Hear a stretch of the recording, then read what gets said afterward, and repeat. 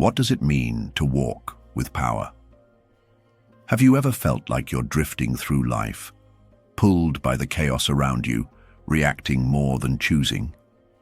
What if the real power you're seeking is already within you?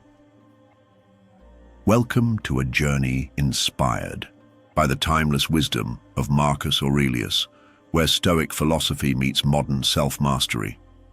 If you're ready to step into the version of yourself you've always known you could be, this message is for you. But before we dive in, if you find value in leveling up your mindset and mastering the inner game, hit that subscribe button, because this is just the beginning. You must and you will walk with power. The path of the Stoic, inspired by Marcus Aurelius' life, isn't waiting for you to be ready. It's happening now. Every breath, every choice, every reaction you give to the world is a reflection of who you are becoming. Marcus Aurelius, the philosopher king, once walked the weight of an empire with calm, clarity, and unshakable inner power, not because he was born special, but because he chose awareness over impulse. And so can you.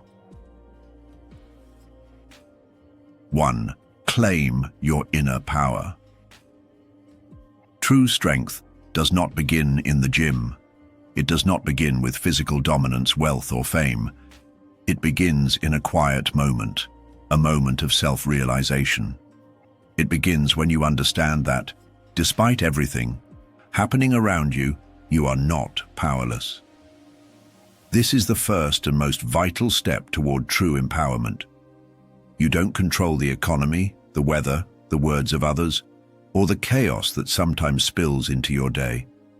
But you do control your mind. You control your thoughts, your interpretations, your responses. This is the foundation of inner power, not the illusion of external control, but the deep, unshakable truth that what happens within you belongs to you alone. Far too many people give their power away without realizing it. They react instead of reflect. They blame instead of build. They wait for inspiration, for motivation, for the right time. But power doesn't wait. Power doesn't ask for permission. Real power begins when you stop expecting the world to change and start changing how you meet the world. This doesn't mean life becomes easy. It means you become stronger. Taking ownership of your mindset isn't about denying struggle. It's about refusing to be ruled by it. The moment you decide to stop being a passive observer in your own life and instead become the active architect of your thoughts and actions, you reclaim what was always yours: choice. And choice is everything. You can choose to pause instead of panic. You can choose to respond instead of lash out. You can choose to stay grounded instead of scattered. Each choice strengthens your inner foundation, one decision at a time. That's what builds character. That's what builds resilience. That's how you claim your inner power. It starts small. You wake up and choose discipline over delay. You speak with intention instead of impulse. You breathe when things are tense, rather than explode. And slowly, your world changes. Not because the world is different, but because you are. Victimhood is seductive. It gives you someone to blame. But it also gives away your power. When you own your responsibility, when you claim your role in your life story, you stop being a character and become the author. You become the force that shapes your future, no longer at the mercy of the past. You don't need permission to be powerful. You need clarity. You need intention. And you need to stop underestimating the strength that already exists within you. You are not powerless. You never were. 2. Control the controllable. The world is unpredictable. You could do everything right, plan, prepare, strategize, and still get blindsided by something you didn't see coming. That's life. But the Stoics didn't teach us to chase control over the uncontrollable. They taught us to draw a line. That line is simple but profound. There are things within your control, and there are things outside your control. Wisdom begins the moment you learn to tell the difference. Power begins the moment you decide to focus on the things you can actually influence. You cannot control traffic, illness, job layoffs, or how others treat you. But you can control your thoughts. You can control your effort. You can control your attitude, your attention, and how you choose to respond to challenges. Most people waste precious energy on trying to control things that have always been outside their reach. They try to bend people's opinions. They obsess over the past. They fear the future. This kind of mental noise drowns out peace and clarity. It burns time, energy, and attention that could be used to build something stronger, something lasting. Let go of the illusion of total control. You don't need it. Focus instead on your inner world. Focus on your habits, your routines, your character. Ask yourself each day, what is within my control right now? Then act on that. If you are angry, ask, what can I do with this emotion in a healthy way? If you are anxious, ask, what part of this anxiety is real and what is imagined?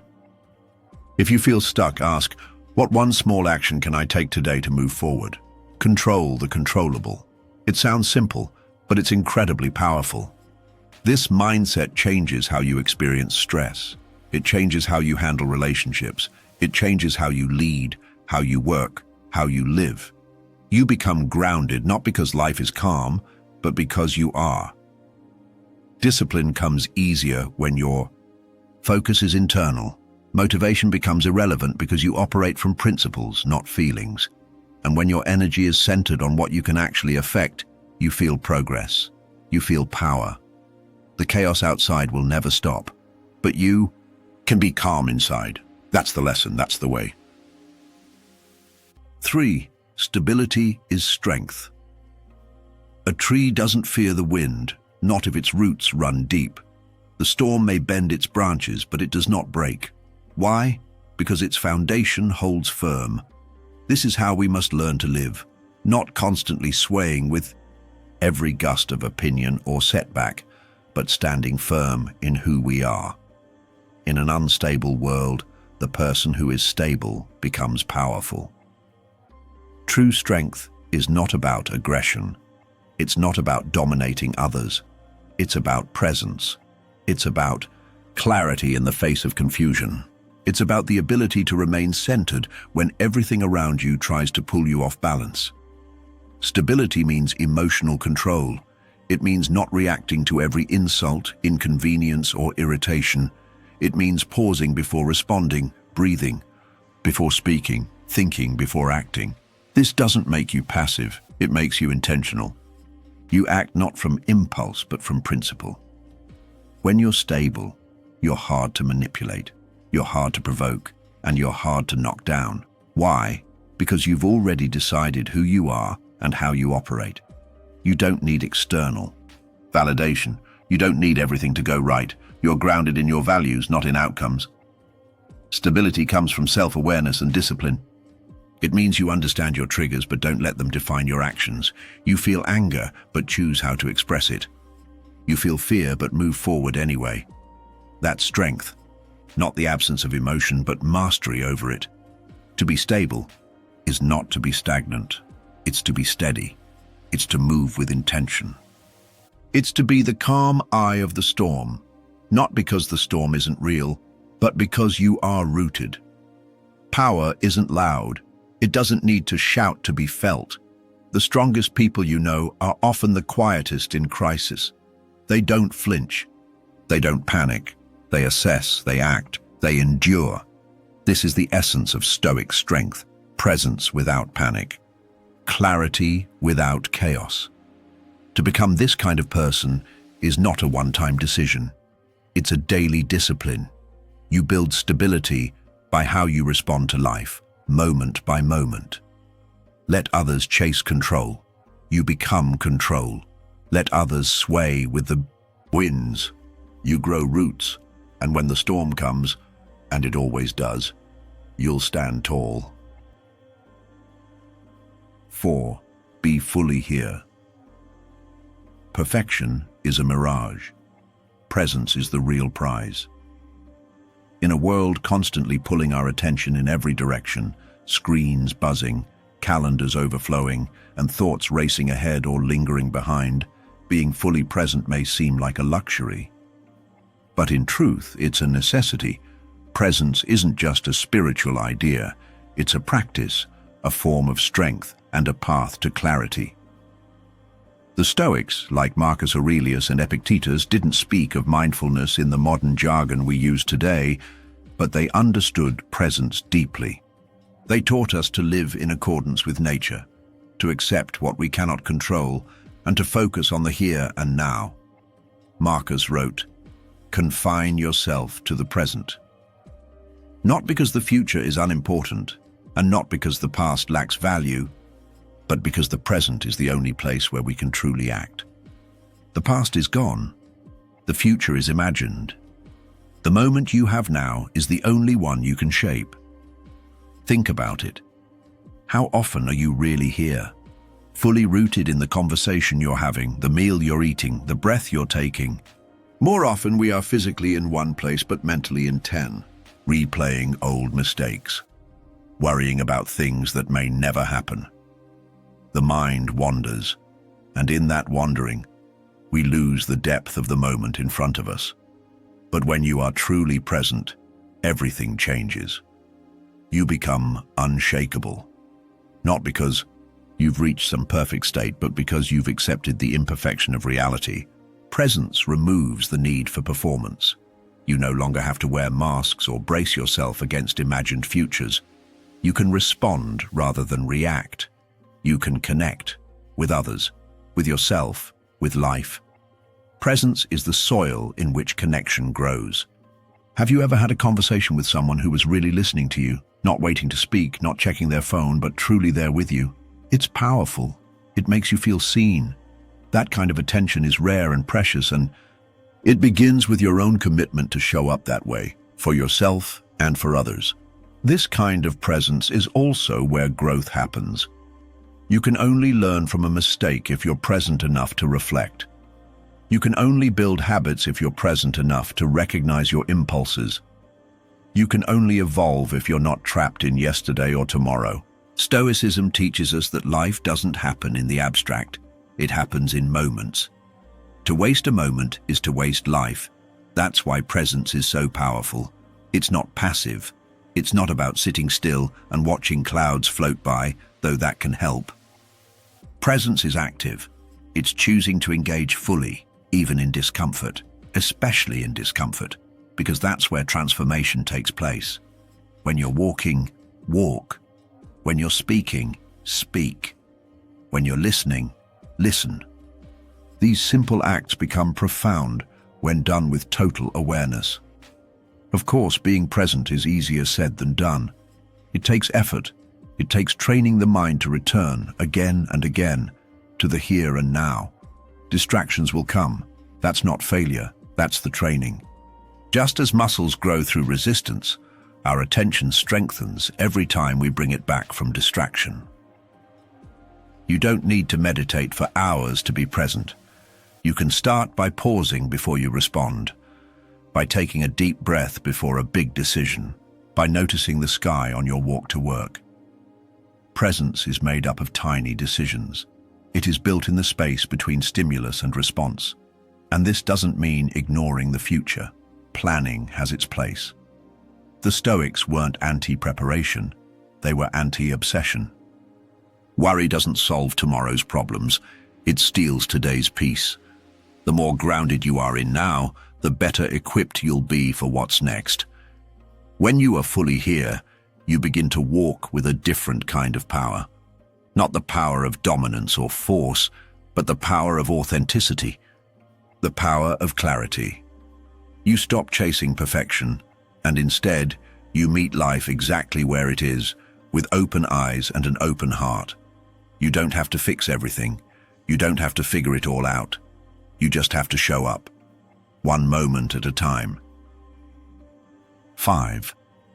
Speak with purpose. Every word is a seed. In a world overflowing with noise, words have become cheap. They're scattered across timelines, thrown out in anger, or spoken just to fill silence.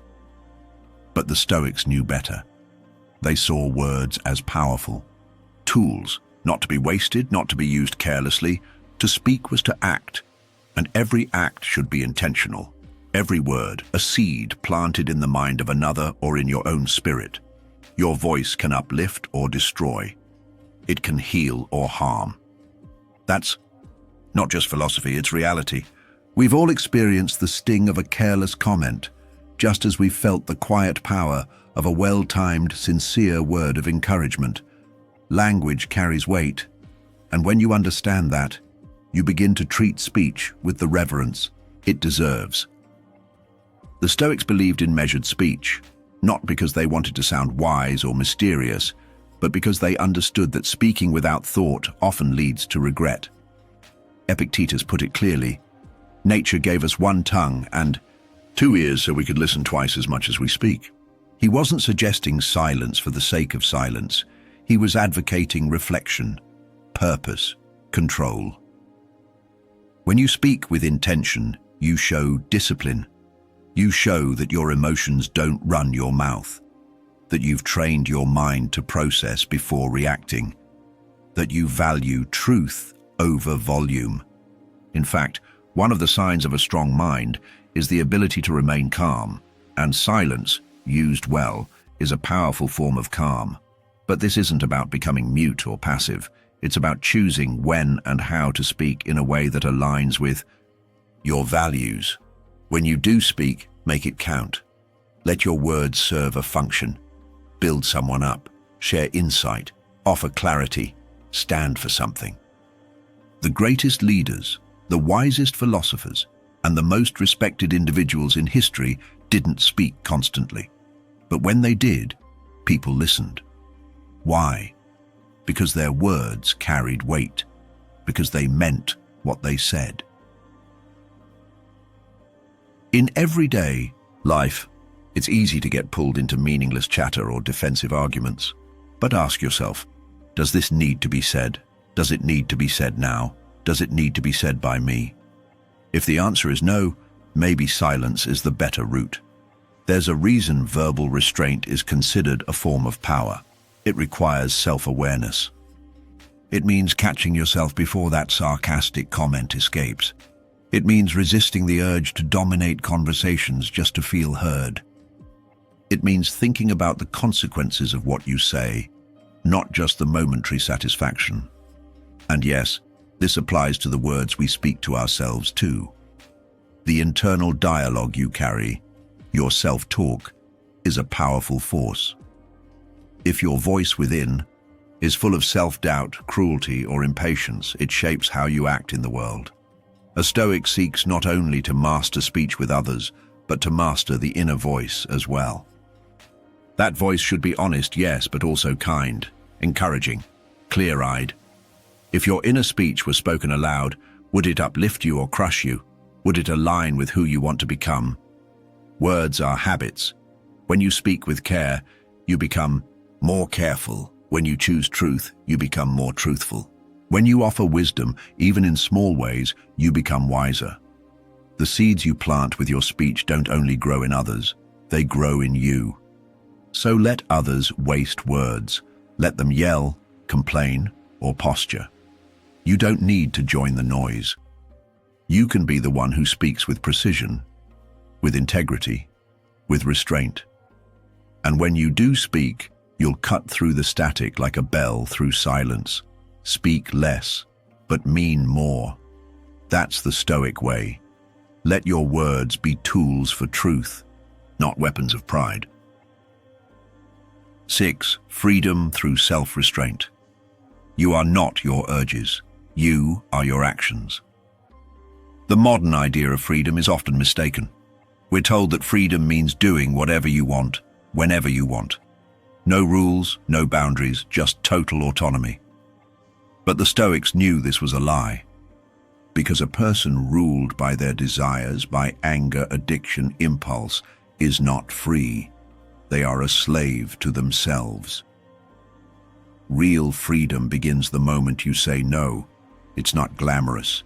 It doesn't always feel good. But in that resistance, when you restrain your lower urges to serve your higher goals, you experience something rare and powerful: liberation. Self-restraint isn't repression. It's strength. It's the ability to pause, to reflect, and to choose the harder path when it's the right one. It's turning down instant pleasure for lasting purpose. The Stoics believed that virtue, wisdom, courage, justice, and temperance was the only true good. And without self-restraint, you cannot live a virtuous life. Take the example of temperance, one of the 4 Stoic virtues. It is the quiet discipline that allows you to eat in moderation, to speak without cruelty, to act without greed. It is not a denial of joy. It is the refusal to let joy become indulgence. It's the difference between enjoying a glass of wine and needing a bottle to feel whole. Between expressing anger when it serves justice and lashing out simply because you're triggered. Restraint gives you space. Space to observe, to choose, to be. In that space, you reclaim control from the chaos of emotion, from the cravings that try to hijack your decisions, from the voice inside that whispers, "Just this once or you deserve it." You are not your urges. You are the one who notices them. You are the one who decides. And yes, the road of restraint is steep. It means denying easy pleasures. It means sitting with discomfort. But here's the truth. Growth lives there. Greatness lives there. Every powerful human being you admire, ancient or modern, had to develop restraint, because without it, talent is wasted, potential is lost, and character never takes root. Freedom isn't found in indulgence. It's found in mastery. When you train your body to obey the mind and your mind to align with your values, you become unstoppable. You stop being reactive and start being deliberate. You stop being dragged by life and start leading it. So next time the temptation comes, whether it's a quick fix, a toxic habit, or a pointless argument, pause, take a breath. Remember, each moment is a vote for who you want to become. Choose power through discipline. Choose clarity through restraint. Because in the quiet strength of saying no, you are really saying yes to freedom, to purpose, to becoming the kind of person who walks with real authority. 7. Transform pain into power. Pain is not your punishment. It's your teacher. This truth has echoed through the ages.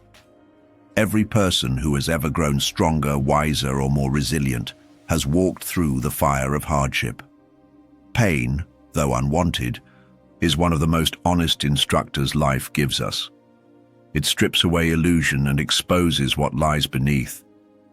In those moments of discomfort, grief, and struggle, we meet ourselves. We come face to face with our fears, our limits, and ultimately, our potential. Life will test you. The trials won't always come with warning signs or explanations. They may arrive in the form of loss, betrayal, failure, or even a prolonged season of uncertainty. When these moments strike, the question is not whether or not you will feel the sting of pain. You will. The real question is this: will you break or will you build? To transform pain into power, we must first stop running from it. Avoidance only prolongs suffering. Numbing only deepens the wound. Instead, we must sit with the discomfort and ask it what it came to teach us. This mindset is not about romanticizing suffering, but about refusing to let it be wasted. When you carry your burdens with dignity, you walk the path of those who came before you, those who chose refinement over resentment. You are not a victim of your story. You are the author of your next chapter. Let pain refine you, not define you. When hardship strikes, resist the urge to collapse into bitterness. Stand tall. Own your story. Use what hurt you as fuel to build something stronger. This is not just poetic idealism, it is practical Stoic wisdom. Marcus Aurelius, a Roman emperor and Stoic philosopher, knew more than his fair share of pain. He endured war, plague, the loss of his children, and political betrayal. Yet, in his journal, now known as Meditations, he wrote not of self-pity, but of discipline, virtue, and perspective. He said, "The impediment to action advances action. What stands in the way becomes the way." This was not just philosophy. For Marcus, it was survival. He turned obstacles into opportunities for virtue. And so can you. When life feels unfair or overwhelming, remind yourself, this is the gym for your soul. Every hardship is a weight you can lift. Every scar is a medal of resilience. And every moment you choose grace over despair, you turn your pain into power. You are not powerless. You are not broken. You are becoming. 8. Protect your energy with boundaries. You don't have to be available to everyone all the time. In a world that often glorifies busyness and constant accessibility, protecting your energy can feel like rebellion. But it's not selfish, it's necessary. Your peace is sacred, your time is limited, your energy is not an infinite resource. If you don't guard it, others will spend it for you. Setting boundaries is not about being cold or distant, it's about living in alignment with your values. Boundaries are not walls, they're gates. You decide what comes in and what stays out. They are a form of self-respect, a declaration to the world that your inner world matters. There will always be people who want more of your time, your energy, your attention. But if you give all of yourself to others without replenishing your own spirit, you will burn out. And when you're burned out, you can't show up fully for anyone, not even yourself. Walking with power means walking with clarity. You must know what you stand for. You must know what you need. This takes courage. It takes the willingness to say no when saying yes would betray your priorities. It means choosing depth over distraction, focus over people-pleasing. Respect yourself enough to choose who and what gets your attention. Not everyone deserves a front-row seat in your life. Some people bring chaos. Some conversations drain you. Some habits steal your focus.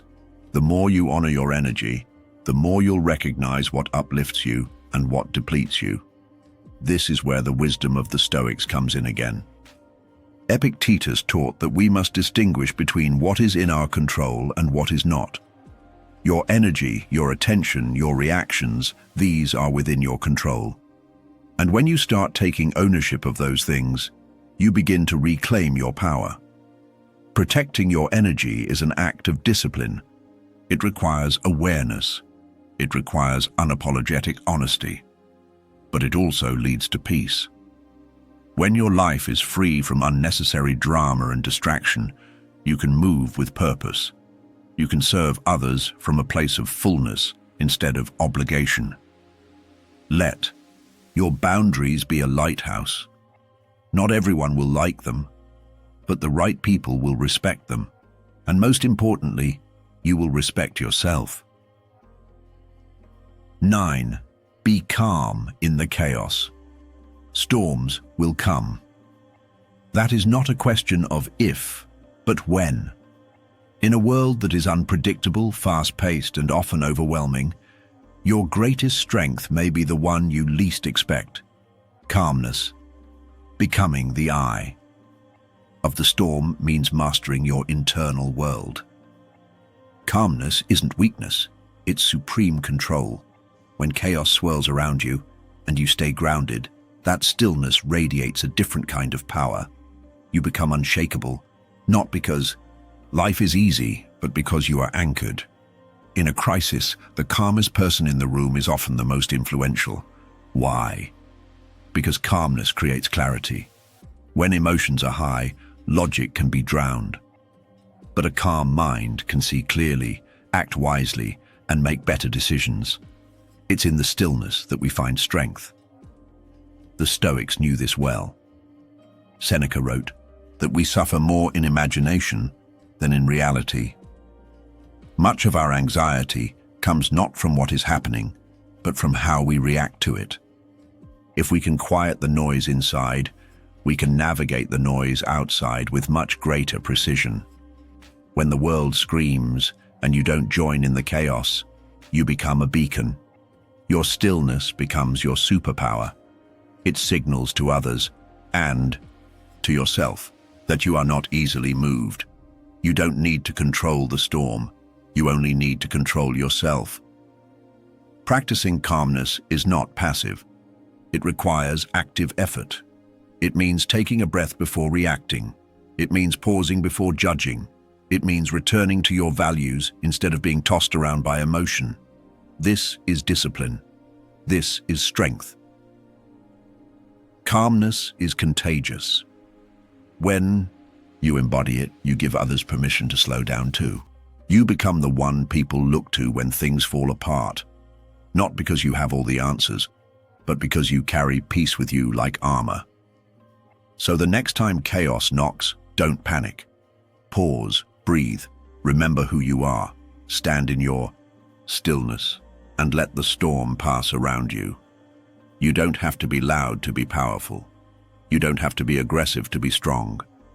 Sometimes, the most powerful thing you can do is stay calm.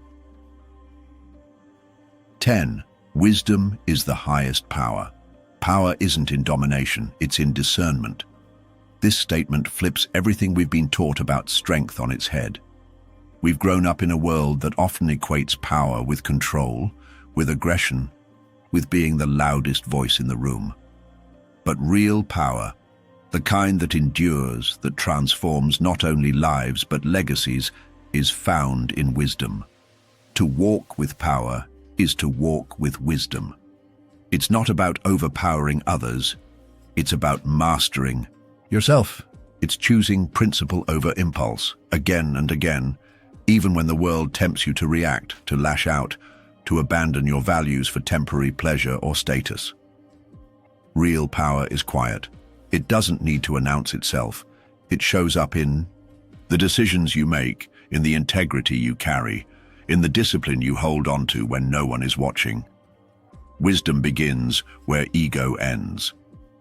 The moment you stop trying to impress others, the moment you stop needing validation, you start living for something deeper. You begin to see life through a lens that values growth over gratification, service over status, meaning over noise. Power is presence in every moment. You have a choice. You can react to the chaos of the world, or you can respond from a place of presence. That space between stimulus and response, that is where your power lives. It's in the pause before the words come out of your mouth. It's in the breath you take before you act. That is wisdom. The wise person doesn't speak just to speak. They speak with intent. They act with clarity. They lead not by dominance but by example. When others panic, they remain calm. When others chase trends, they stay grounded. And because of this, they shine not with arrogance, but with authenticity. The kind of authenticity that makes others say, there's something different about them. Discipline. Over desire. Anyone can chase their desires, that's easy. But it takes strength to be disciplined. It takes strength to say no when everyone else says yes. It takes strength to wake up early, to put in the work, to delay gratification. Discipline is the bridge between who you are and who you want to be. And it's fueled not by willpower alone, but by wisdom. Wisdom reminds you of your why. It keeps you anchored in your purpose. Desire is loud, but wisdom is steady. Desire changes with the wind, but wisdom stays rooted. That's why the disciplined person doesn't just succeed, they sustain success. They don't rise quickly and burn out. They rise with intention and endure. Principle over impulse. Every time you choose principle over impulse, you're exercising real power. You're telling the world, I'm not a slave to my emotions. I'm not ruled by my environment, I live by a code. That code becomes your compass. It keeps you from being swayed by temporary emotions or fleeting opinions. And when you live by principle, you start to attract respect, not just attention. Influence, not just popularity. Impulse leads to regret. Principle leads to peace. Light over noise. There is so much noise in the world, opinions, distractions, chaos. But wisdom is light. It cuts through the fog. It helps you see clearly. When you walk with wisdom, you stop getting pulled into every argument, every trend, every distraction. You learn to tune out the noise and tune into what really matters: your values, your purpose, your growth. Walking in wisdom means you no longer need to prove anything to anyone. You don't chase after people or beg for approval. You move differently, and people notice. You inspire, not with force, but with presence. You change lives by living yours with purpose. Here's the thing: when you walk with wisdom, you don't just change your life, you inspire others to change theirs. People are watching. Maybe it's your younger sibling, your friend, your co-worker. They see how you carry yourself. They see how you stay calm when things get hard. They see how you stay true to your values, even when it's inconvenient. That's power. That's leadership. That's legacy. Real power doesn't seek to control others. It seeks to control the self. And in doing so, it naturally becomes a guiding force for those around it. So ask yourself, are you just walking through life, or are you walking with power? Are you reacting to everything around you, or are you responding with wisdom and intent? Walking with power isn't about being perfect. It's about being consistent. It's about showing up every day with purpose, with clarity, with a desire to grow. It's about knowing who you are, what you stand for, and where you're going. And even when you stumble, as we all do, you get back up, stronger, clearer, wiser, because the truth is, you must and you will walk with power because it's already in you. It's not something you have to find, it's something you have to remember. If you felt this message, subscribe for more, and remember, every step you take in presence, in discipline, in purpose, is a step toward greatness. Keep walking, keep rising. You've got this.